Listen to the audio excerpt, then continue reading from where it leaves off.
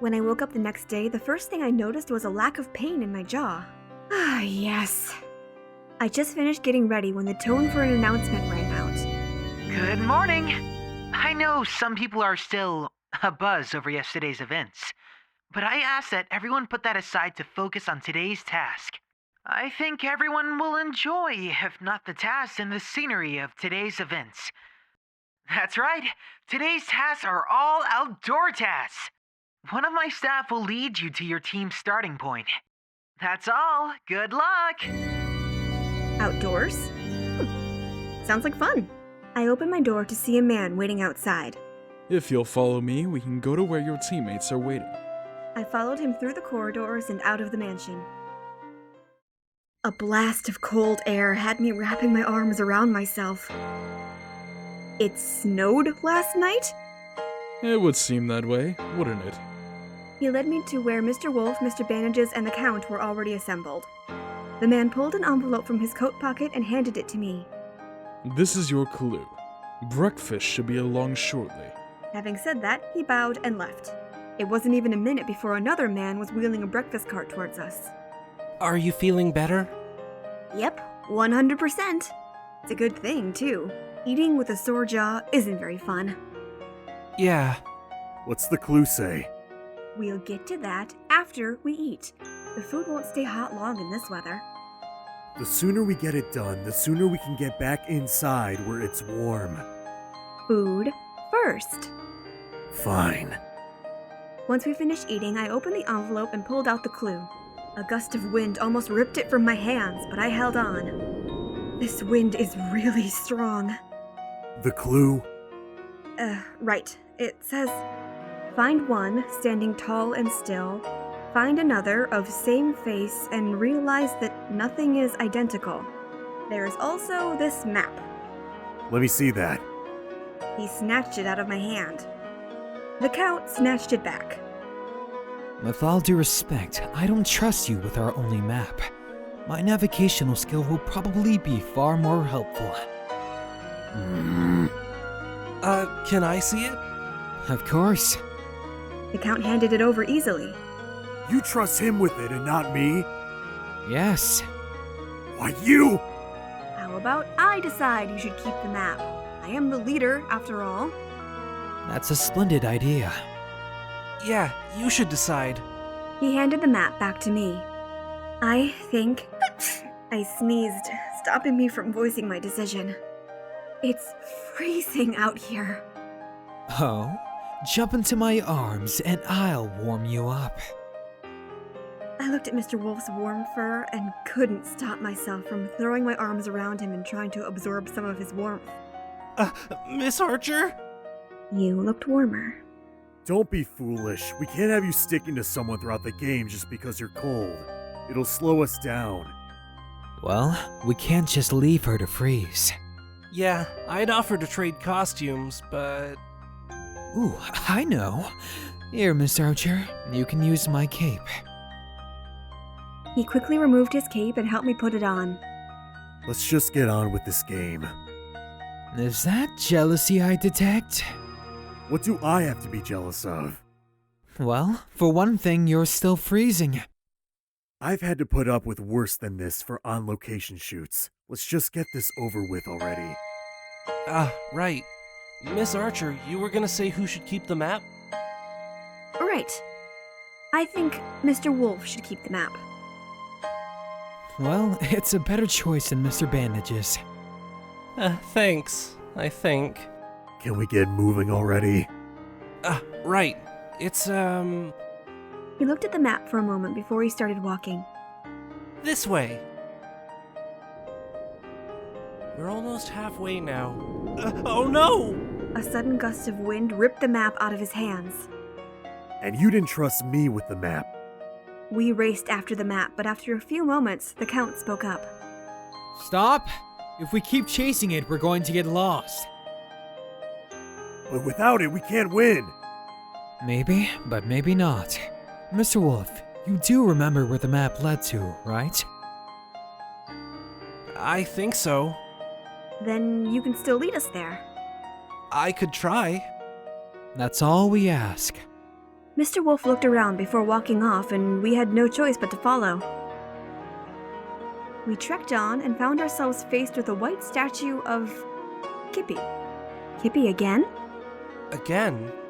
Yeah, the sliding puzzle from the first task was of Kippy. Well, Erik does have ties to keep her incorporated. And Kippy is cute. Find one standing tall and still. Do you think the clue refers to this statue? It says find another, so there's probably another statue for us to find as well. Probably. Looks like there's an inscription down here. He dusted the snow that was covering the inscription before reading it aloud. The twins, they stood, side by side, and no one could tell them apart.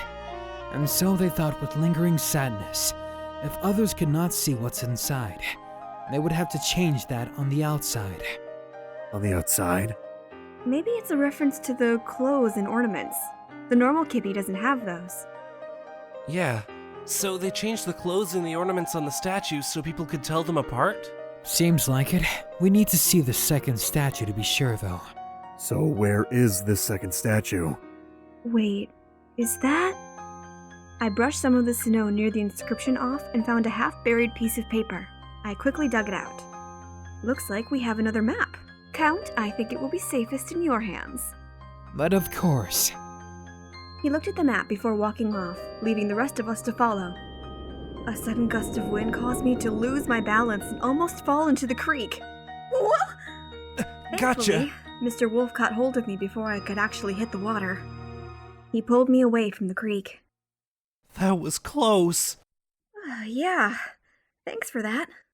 Don't mention it. You would have done the same for me, right? Yep. Although, we both probably would have ended up in the water in that case. What is it with people and falling these days? Mr. Bandages fell into a lake. Miss Archer and Erik fell down the stairs. Miss Archer nearly fell into the creek. And yet you refuse to fall into my arms, Miss Archer? Sorry, but I'm going to be the one to be there to catch her when she falls. Oh, bold words. I looked at Mr. Wolf to see that he was blushing, but still had a determined expression on his face. The timid wolf is growing a backbone. Yay. Can we get going now? We might as well. The Count walked off and we followed. It wasn't long before we reached the place marked by the map. Instead of a statue, however, there was a man standing there. Only one of you may proceed to the second statue. And the others get to go back to the mansion. Yes. Then I'll sit this one out. Fuck this weather. Well, there's the first. Miss Archer, as our leader, I think you should be the one to go forward. Yeah. Okay, I'll do my best. That's all we're asking for. Good luck. Don't lose. Now, let's get the fuck out of here. I watched the three of them leave before following the man to the second statue. All I need to do is find the differences between this and the other one, right? This should be a piece of cake. I've always been a dog person, but I was never one for forcing animals to wear silly costumes. Unless they enjoy it, of course. Nobody should have to wear anything that makes them feel uncomfortable. I've got your back, Kippy. Done. Good job. Your team receives 5 points. Please follow me to your team room. I followed the man to the team room to see only Mr. Wolf and the Count there. You did great. Thanks. Where's Mr. Bandages? They said something about going to bed when we got back to the mansion. I was out there freezing my butt off to get a good score, and he's sleeping? Yes. I'm sure he was really tired. Actually, it's probably because he doesn't like the cold. I should go put his hand in a bowl of cold water. That'd show him. Does that really work? We can always find out. I don't think that's really necessary. We should give the guy a break. He was wearing bandages and torn clothes. He's probably worried he'll get sick again. I guess you're right. It was pretty cold out there. Oh, speaking of which, you can have your cape back, Count. I took the cape off and handed it back to the Count. You could have kept it until you were feeling warmer. Nah, it's fine. The mansion is much warmer than outside anyway. Besides, I think I'll take a page out of Mr. Bandage's book and get some sleep too. The weather is perfect for it. A knock on my door woke me up. Still somewhat groggy, I made my way to the door and opened it, expecting to see Mira. Instead, I came face to face with Mr. Wolf. Is it morning already? No. I was wondering if you'd maybe wanna... Maybe I'd wanna what? go for a walk in the snow. With me? Yeah, sure.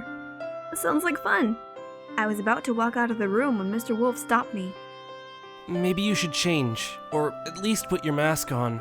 Mr. Bandages would have a fit if we got disqualified because you weren't wearing your mask. At his words, my hands immediately went to my face to confirm what he said. I had completely forgotten about the mask. Oh, crap. I completely forgot that I was supposed to wear the mask whenever I see other guests. Don't worry, I won't tell anyone. Thanks. I quickly grabbed my mask and put it on. There, now we can go. Mr. Wolf and I walked through the corridors and out of the mansion in comfortable silence. The snow is really pretty. It's hard to believe this is all artificial. Yeah, Miss Archer, I wanted to tell you. I meant it before when I said I'll be there for you. I know that I may not seem like the most reliable guy, but I promise that I'll do my best if you'll just give me a chance. Of course I will. I trust you and have plenty of faith in you. You mean it? Yeah. You've been a lot more helpful than Mr. Bandages. What? Your skills are a lot more useful than his, so of course I'll give you a chance in the game. Oh, right, the game. Do you want to make a snowman? I haven't done that in ages. Mira doesn't really like to get her clothes dirty. We worked together to make the snowman, giggling as we added bits and pieces to make it look better. After a while, we stood back to observe our art. There's still something missing. Oh, I know! He needs a carrot nose. You're right. Let's go get one. Are we allowed in the kitchen at night? Does it matter if no one finds out? As long as we don't get caught, they won't miss one measly carrot. I guess. Come on, live a little. You're right. Let's do this. We returned to the eerily quiet mansion. Guess everyone's asleep. All the better for our sneak attack. Sneak attack? Yep. Do you know how to get to the kitchen? Yes, just follow me. We quietly made our way to the kitchen. Now, to find the carrots. After looking for much longer than I'd have liked, Mr. Wolf held up a carrot. Found it! Good work! Before I could say any more, a man walked into the kitchen. Hey, what are you guys doing here? Run! Hey, what? Mr. Wolf and I ran past the man and out of the kitchen. We kept running until we were outside the mansion. Then we collapsed on the snow-covered ground. That was more fun than I expected. Yeah. You still have the carrot, right? Of course. He showed me the carrot. Do you want to do the honors?